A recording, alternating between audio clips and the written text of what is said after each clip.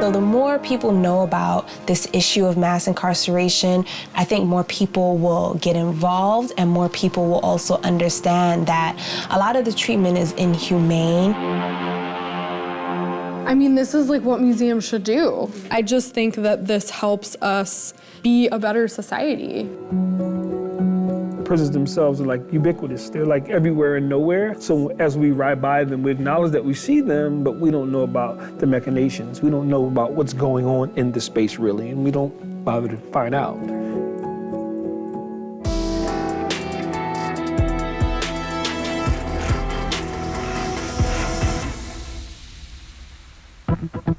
Hi, my name is Stephanie Johnson Cunningham, and we're discussing mass incarceration today on Display. There are over 2 million people incarcerated in the United States. We are the largest prison system in the world, and crime fluctuates. It is not based on how many people we arrest. Eastern State Penitentiary in Philadelphia helped shape the modern prison system that we know today. Its practices drew many critics, including Charles Dickens, who called the prison and its practice of solitary confinement a place of agony and torture.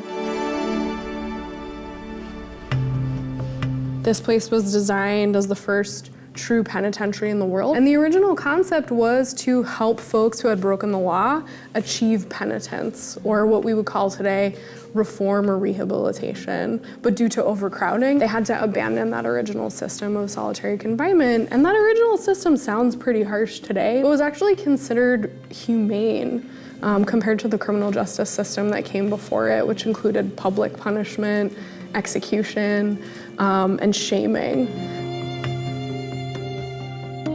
Eastern State Penitentiary was once the most famous and expensive prison in the world, but stands today in ruin, a haunting world of crumbling cell blocks and empty guard towers. It opened in 1829 and was an operating prison for about 150 years. It closed and then reopened in 1998 as a museum and historic site.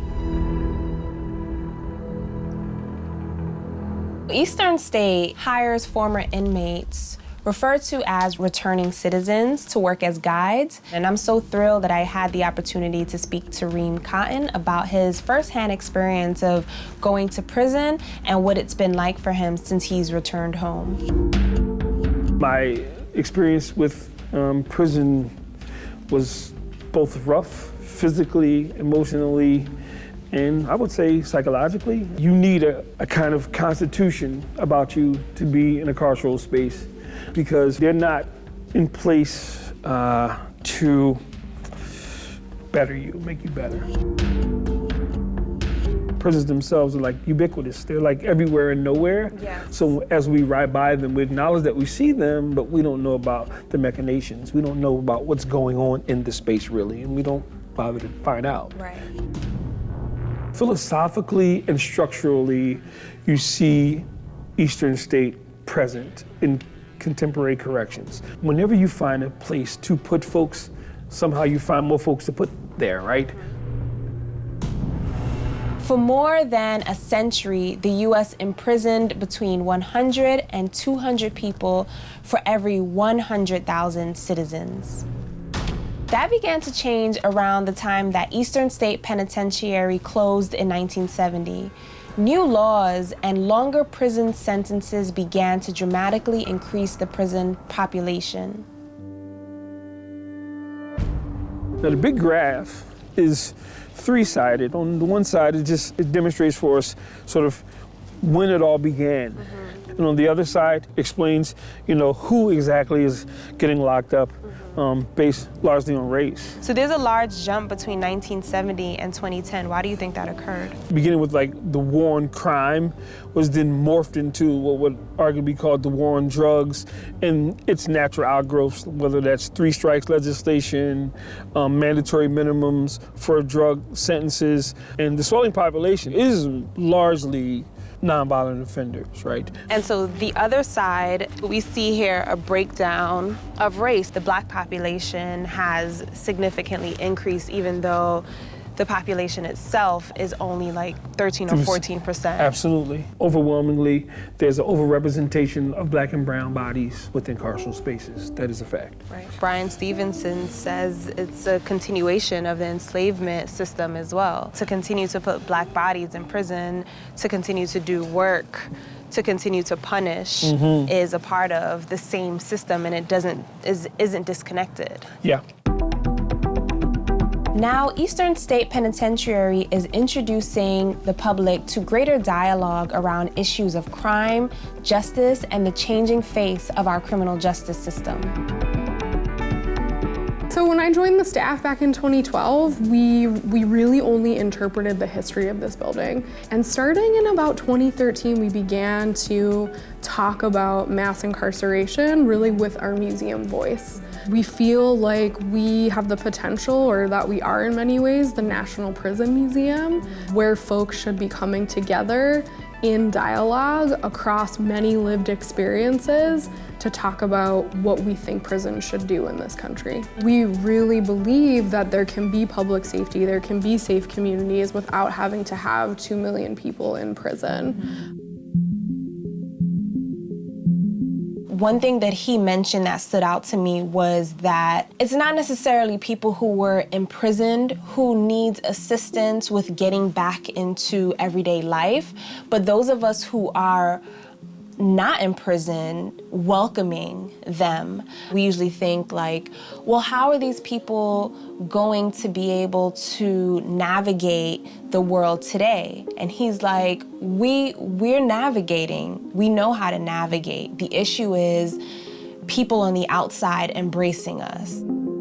Because the reality is, even folks in carceral spaces are part of our community. Right. They will be back. Yeah. What we have to look at changing is the conditions of people. Yeah, absolutely. And just prisons themselves, I believe, have become a place like our repositories for problems that we just don't want to deal with like directly right now. But it's still there. Yeah.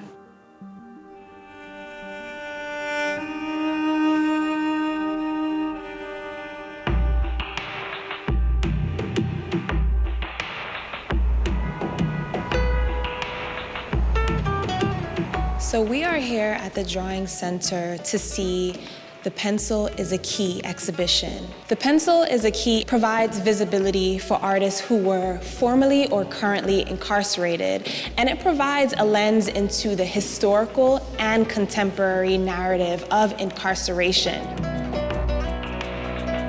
Can you tell us a little bit more about how the show materialized? It began with the idea of artists drawing on prison walls. And so from there, it moved to this idea of drawings by artists who are incarcerated. We thought a lot about, what ground we wanted it to cover, what centuries, and we ended up beginning with the French Revolution, because I think we see that time or shortly thereafter as being the birth of the modern prison system. What are some of the themes that you see that stand out with some of the artists in the show? The one genre that is predominant is portraiture. It's the idea of trying to access humanity, right? So what is a more interesting subject than your fellow inmate? I think it's so amazing to think about those who have been and are incarcerated as artists. They are human beings who are expressing what they are going through when their freedom is taken from them. And it's so interesting to see the aesthetics of what they are creating, to see the narratives, to see the subject matters. These works were made by a Kurdish artist and journalist. Her name is Zehra Dogan. She was incarcerated because she made a painting of kind of like conflicts in Kurdish cities that offended the Turkish government. So these are all fabrics that her mother sent her, and she drew on them. And these are likely women that perhaps were incarcerated with Zehra in prison. And here you can see, for instance, little girls. Yeah, and I also see like pregnant women here too. Right, yes. And I know here in the US, that is an issue with women being incarcerated who are giving birth. A lot of them are chained to the hospital bed while they're giving birth. So that kind of reminds me of that issue here in the United States. You know, the purpose of this show was not to pass a judgment. You know, we have people that come in and say, oh, you have a lot of political prisoners, and then you have some people who did bad things. First of all, anyone who's incarcerated, it's political, right? There are reasons why certain people, you know, are incarcerated at greater rates than other people. It's all political, and we are not here to pass judgment on what someone did. And I think when people start going through the show, they stop asking that question, right? They realize that that's not the point of this show, and they start to see the humanity that is coming through these drawings. The issue is so contemporary, it's so around us. It's not just a civic duty, but an art historical duty, if you will, to mark this moment, mark this period in American life. For those of us who have had experience with incarceration, there's a relatability. For those of us who have not, and many of us in the art community have a kind of blindness to that element in the United States, even though there's an ICE facility 10 blocks away. It's a way for us to understand and relate to situations that might be considered unseeable. I think it's really important to place this issue on display. And I think it's so important that more and more people continue to talk about it, especially in the art world.